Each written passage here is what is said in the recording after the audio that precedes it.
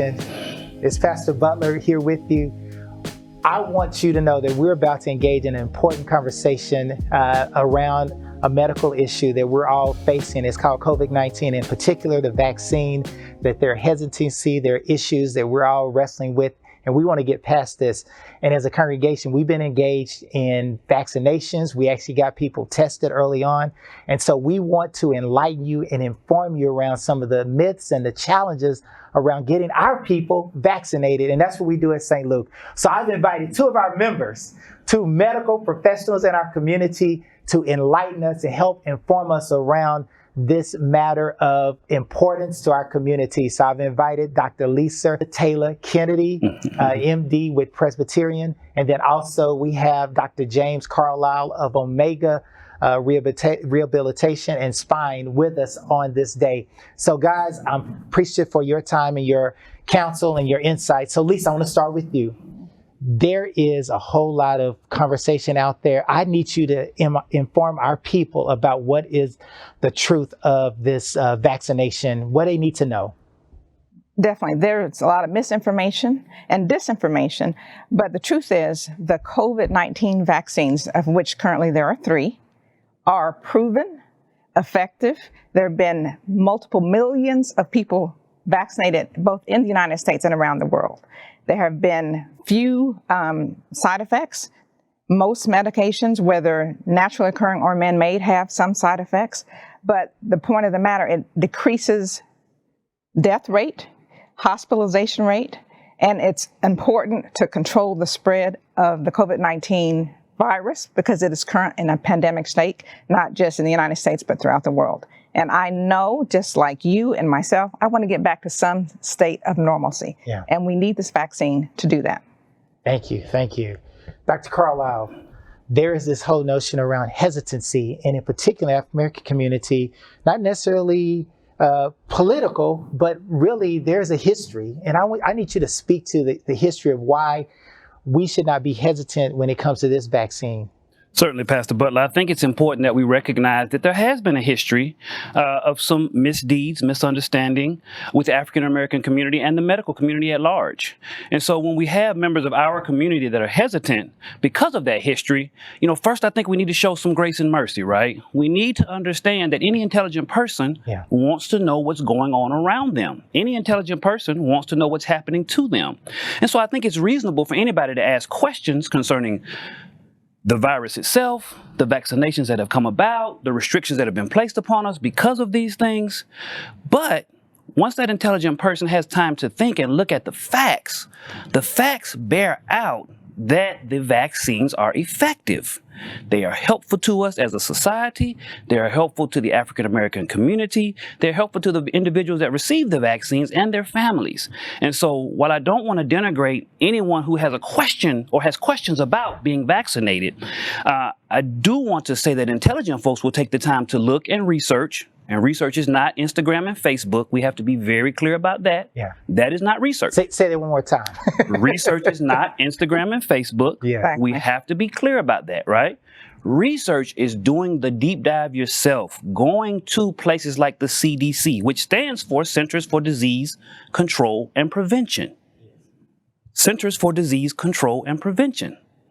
That's exactly what they're doing. They're controlling the COVID-19 virus, and they're trying to prevent it with a vaccine. And so those are places, National Institutes of Health. You can go to PubMed, talk to your physician.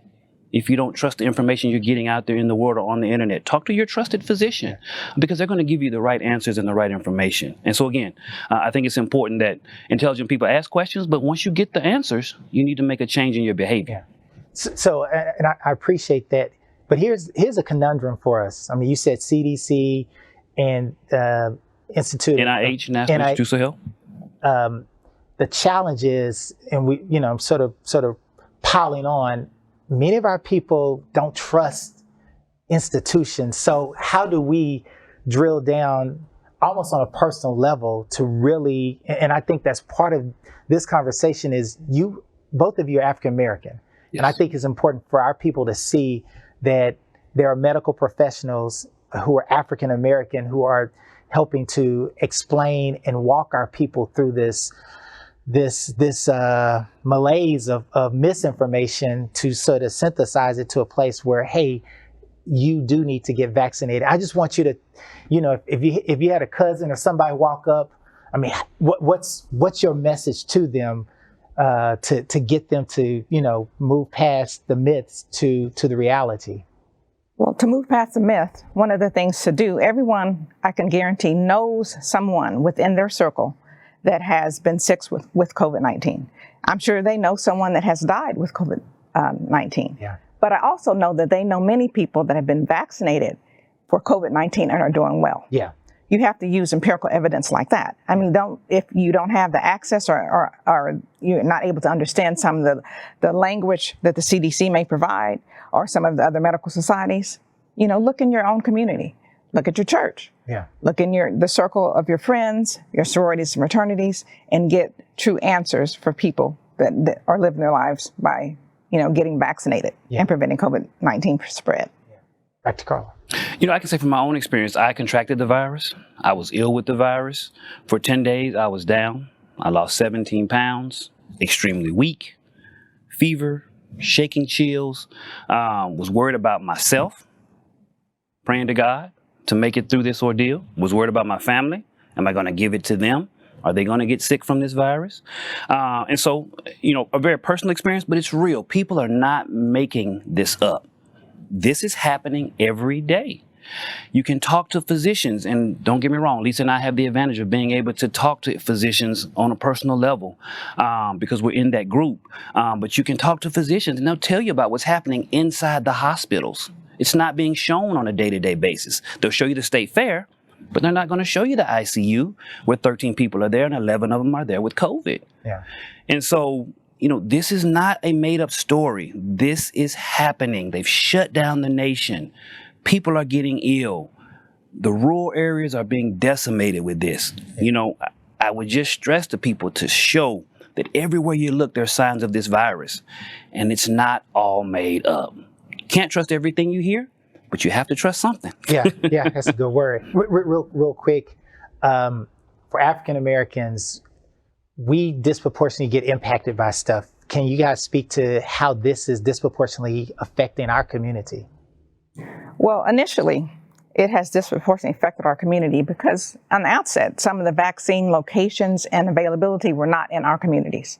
So we'll start with that. In addition to the fact that we have our preconceived biases because of how the history of medicine has gone for us in this country. So that puts us behind the 8 ball.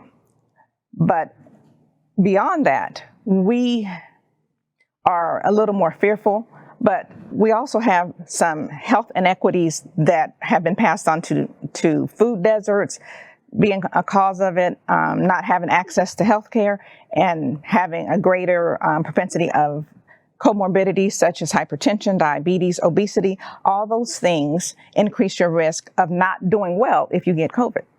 Now, there are many stories that people say, I'll take my chances. I know people have gotten COVID and done well. Yes. But is it worth taking your chances? That's not everyone. That may not be you. That might not be your result. So you need to do what's best for you. And in addition to that, I say, beyond thinking of yourself, beyond thinking of your circle and your loved ones, think of the common good. Once upon a time, not just Americans, but the world did things for the common good. Preach. And we can do that. Yeah. And I expect that for all of us. Yes. You have anything to add, Doc? I think Lisa touched on it very well. I think that, African Americans, because of certain systemic oppressions that have been set up in the system in which we live, have started out behind the 8 ball. And so when you're already starting out behind and something happens, it only pushes you farther behind. And so I think that everything Lisa said is exactly correct. I would also just ask people to look at your general sense and status of wellness and health, right? I hope that this has really been a big impetus for people to start putting their health first and to prioritize that, because those who have a higher level of health and wellness at the outset are going to do better. And so again, while we certainly want to fight off the virus, let's take this as a time to recognize that our health is important and we need to prioritize that because it sets us up to be able to fight when the time comes. All right. Exactly. That's where amen belongs, right there. St. Luke Nation, you've heard it directly from 2 prominent physicians who are members of our church and leaders in our community. And we just want to continue to encourage you to go get vaccinated. And I want you to know this, that science and our faith are not in conflict. Science and our faith complement each other. Yes. And so let's move together to rid this community and this nation of this virus so that we can move to what? Our next level normal. You heard it here at St. Luke Nation. Take care and be blessed.